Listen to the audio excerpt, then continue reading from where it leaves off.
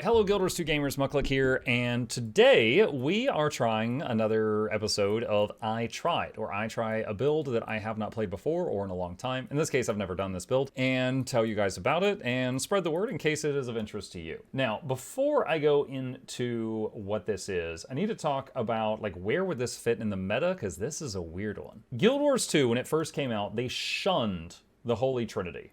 They said, everyone is an adventurer with a heal skill. There will be no healers and no tanks in this game. And then in Heart of Thorns, they said, wait, just kidding. The community was like, okay, we've got healers now. We've got some stuff that requires a tank. We're just gonna make the healer do the tanking, and then we can still fill the rest of the group with DPS. So the healer slash tank was, you know, born into existence, and everyone else was DPS or helped with the boons. Permanent quickness and alacrity were added, and the player base decided that the Trinity was now a quick or alacrity providing healer. I started to say quick entity and alacness, healer, and then a quick or alac DPS, and then the rest is pure DPS. And that is the Trinity as it is today. Now, this is very flexible. You know, the build craft system in this game is extremely flexible. You could do a lot of stuff. Like if you're with a group of friends that knows you, you could easily do, you know, a pure healer plus alac DPS plus quick DPS plus 2 DPS. Now, the overall DPS of the group would be lower, but if you just wanted to do that, you could. You know, you got a lot of stuff that you could do. So, what if your healer is like, you know what, I'm not having to heal a lot. These fights are easy, and they just lock and load, you know? What if? So that brings us to today's build. Valen and Guild Gen have been working on a series of builds called Heal DPS. Now, the Heal DPS builds, of which they have already made a few at the time of recording this. There's Untamed, Ritualist, Conduit, Scrapper, Luminary, Troubadour, Paragon, Spectre, Evoker. So these builds are basically, if you take a healer, you reduce their damage a bit, and, you reduce their healing a little bit, and there's still more than enough healing for 90% of the content, more like 99 actually, and boost their damage dramatically, and so that the fight is shorter. And they still have to do all, you know, the normal jobs. So, as a Ranger main, I was like, you know what? I'm gonna try the one that is the Ranger first, which is the Heal DPS Untamed. So before I jump into it, let me just show you guys the end results, and you know, you'll be able to decide what you think. So I have Alacrity from the console, and I have a Golem here with Vuln on it, and a damage aura. This is a moderate damage aura, which is equivalent to most boss fights. So, without further ado, we're just going to zoom in here, and do this, and this, and this. Just go through my rotation here.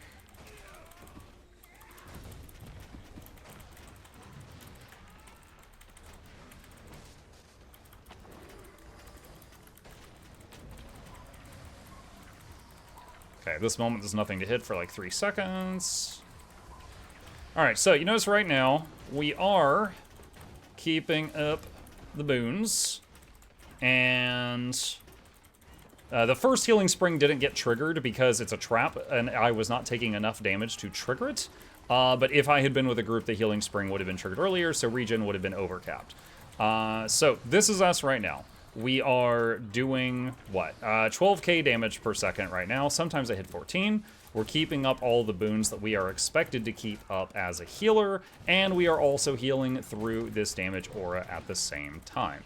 Not quite as good as that crazy Zealot Ritualist build that could heal a group and do 20k, but this is still pretty solid. Okay, so there is the example. Let's talk about it. I'm just going to respawn the Golem so that I leave combat, and we will turn off the damage aura while we speak. So, okay, so just going over how this build plays real quick. Essentially, we are going to start the fight with the Jungle Stalker out, staff in hand, with Unleash on the pet. If you're new to Untamed, when you move the Unleash to yourself, you ambush on the next attack you do.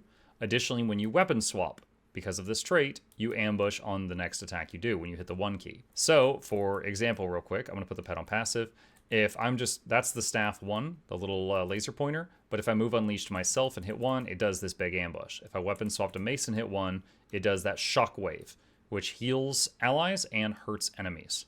So essentially, every 10 seconds, we are going to move our Unleash from us to the pet, and then use those buttons, move it back to us, and hit 1, weapon swap 1. The ambushes provide might and quickness to the party. Also, they do a lot of your damage, And also, they do healing in the area. They are your most fun skill. You want to be doing those a lot. And just remember, the staff one is around you, and the mace one is in a shockwave. So sometimes you might take a step behind the party to fire it off. So, real quick, so we start the fight and use all the pet skills, but we're going to use F1, F3, F2, because F2 will combo with the F3. So 1, 3, 2. So bing, bing, bing.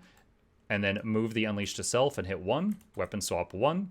And then you can honestly just do 2, 3, 4, 5 to keep it simple. And then they all come off cooldown if they all land.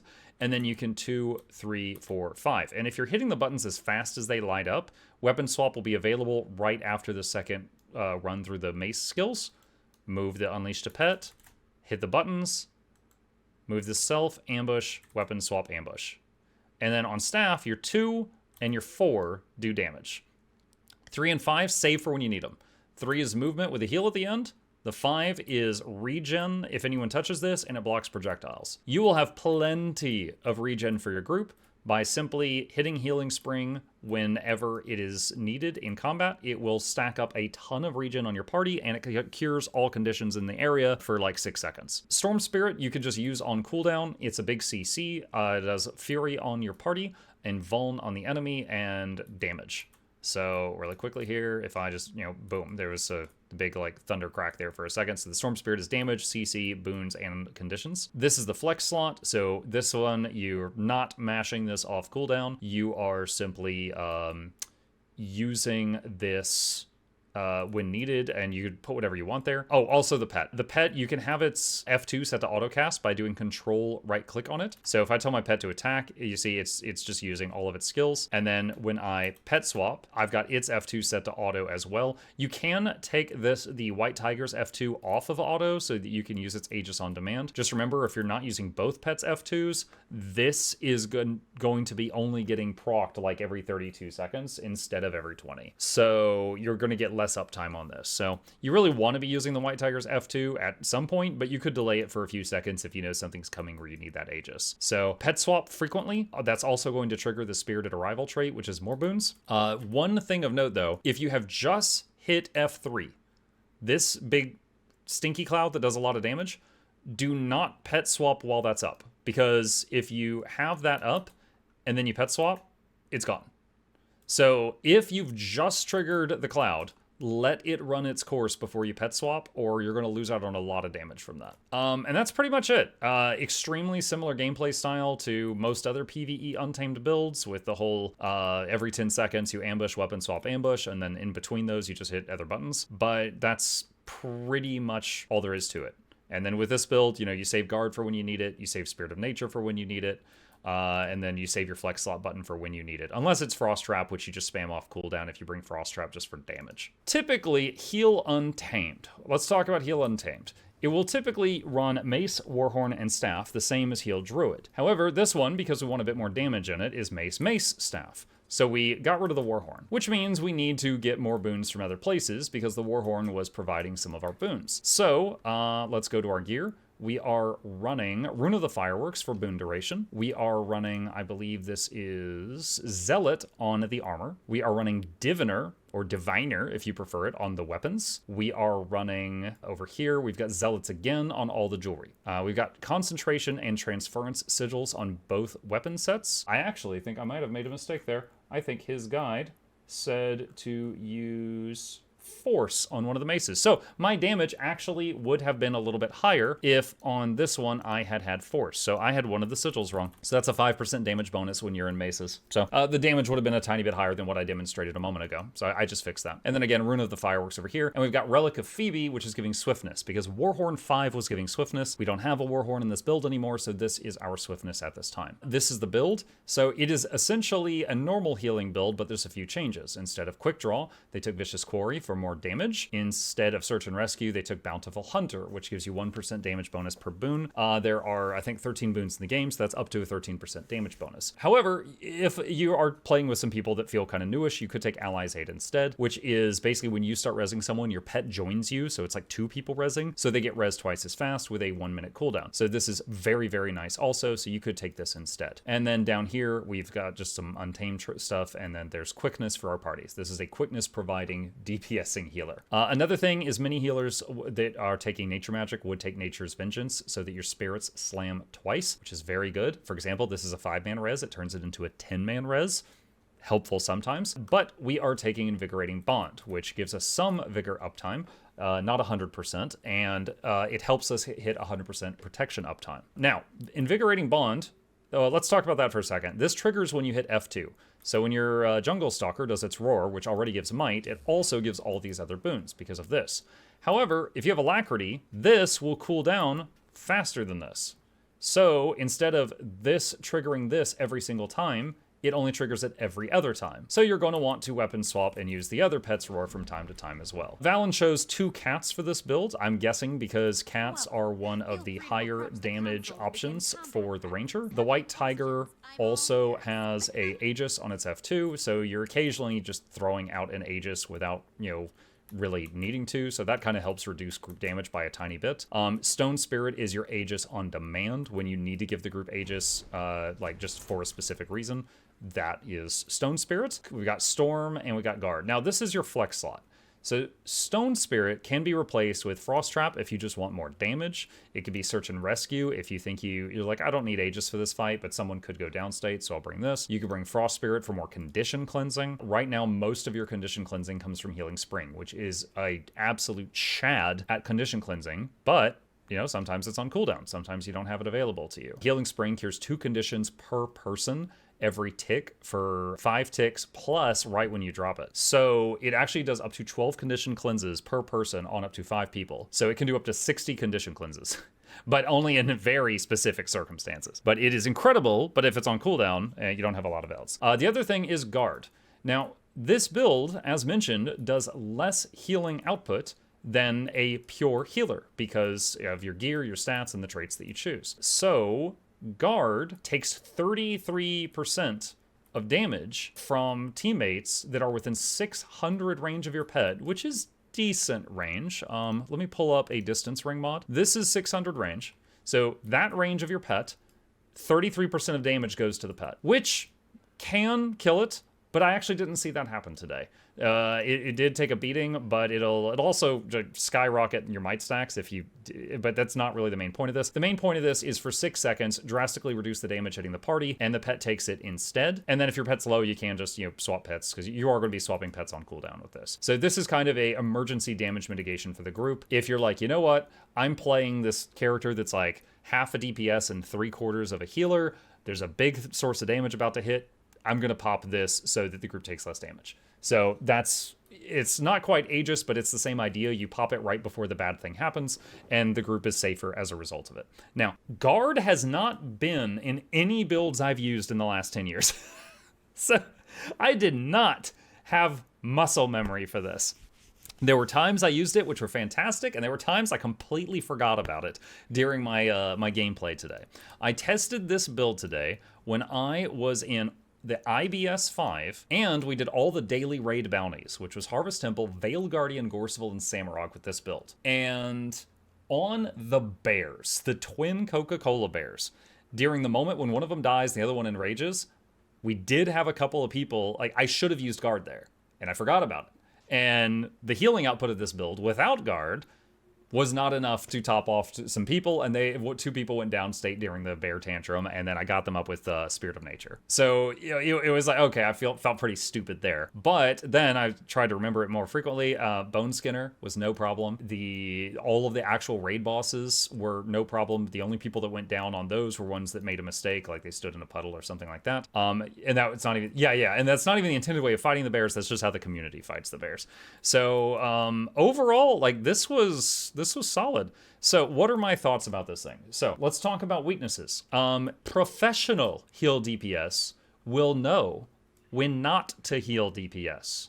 Okay? If you are expected to tank, on many fights, the healer's expected to tank, you're going to need to bring some more toughness. This is essentially glass cannon gear. Now, I've got 20k health because I'm a ranger, and rangers have high base health.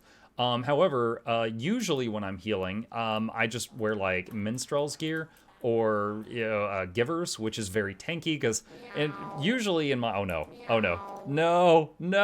shut up. I didn't stop at the time. Anyway, usually when I'm tanking, I bring minstrel's gear or givers because it's really tanky. Usually when I'm healing, I do that because in my mind, if the healer's alive, everyone's alive. But with this build, you are not as glassy as most DPS. Like you're two weavers, but usually you're like 5 weavers, right? So you're glassier than usual. So you gotta be aware of that. But so you do not have that tankiness. The next thing that's a con of it, this isn't a con of all the heal DPS builds, but this specific one. Stability. Heal Untamed. Any Heal Untamed. Not just this build. Any Heal Untamed does not have group stability. When they gave Untamed the ability to be a healer, they never gave it stab. You do have Aegis. You have multiple ways of giving the group Aegis, but no stab. So, if you were going to play this, the Wise Ranger would know when not to. If you're on a fight that requires stability, you need to speak up. So, like, for example, you would pair very well. You are a quickness healer that also does a good amount of damage. You would pair very well with like an Alacrity DPS mechanist that can occasionally give the group stability when it's needed, or something else. An Alac DPS that can do a stability when it's needed on, just at least every 20-30 seconds. So that would be your best pairing. But if you're on a fight that requires stab and you're on this character and no one else has it, like someone's going to have to swap. But there are many fights where you can just Aegis instead of stab. It's just a tighter timing, but it's something you need to know about. The extreme damage field. When I tried this build on the extreme damage field, I was able to heal through it for a time, but after about 30 seconds, I started breaking because in this gear, I'm very frail. And so the extreme damage field was hitting me much harder than when I'm on other healing builds usually. So I was getting hit harder and my healing output was a little lower. But again, I healed Bone Skinner. I healed through Bone Skinner no problem. And Bone Skinner does more damage than almost every raid boss because the community does Bone Skinner wrong. And so Bone Skinner damage is extremely high because we skip all the mechanics. So this is more than enough for, again, 99% of content. You just got to remember what tools you have and what tools you don't have. But as long as everything's covered, your group has 10k more DPS. The fight's over faster. Like that's essentially it. You'll go through fights, and instead of the healer doing like 1k or 4k, you'll be doing 10k or 14k on this character. So the fight will be over quicker. Great, probably great in open world too. I haven't tried it in there, but the fact that I was able to do like 10 to 14k depending on the fight in raids means that if you're in open world, you could be throwing out all those boons, healing everyone around you, doing that much damage. This would be stellar for world bosses, I would imagine. But yeah, it was pretty solid. Just remember, no stability. You've given up a little bit of healing power for a massive boost to damage compared to other healers. And you moved some of the boons around, but you can still provide everything you're expected to. The prot, the regen, the fury, the 25 might, the quickness, most of the vigor, but that's kind of a minor one. I was getting alacrity from the console for the testing, and you'd have to get stability from someone else. But I think that's it. So yeah, this was pretty cool. I'll definitely need to try some of these other heal DPS builds out. Just remember, communication is key. I cannot stress enough that this fits kind of awkwardly into the current meta. So if you're going to use this, depending on the fight, you need to talk to your party, okay? I'm not just trying to say, hey, everyone play this, but like for open world bosses and events, fan-mucking-tastic. But if you were playing this on a raid boss or in a fractal and the group is expecting you to do stability and you can't, you got to say something. That way, everybody has a good time. All right. I'll leave a link to the build in the chat down below if you want to check it out. And if you got any questions, problems, thoughts, concerns, or any observations about this that I did not point out or I neglected to, put them in the comment section and I will fight you there.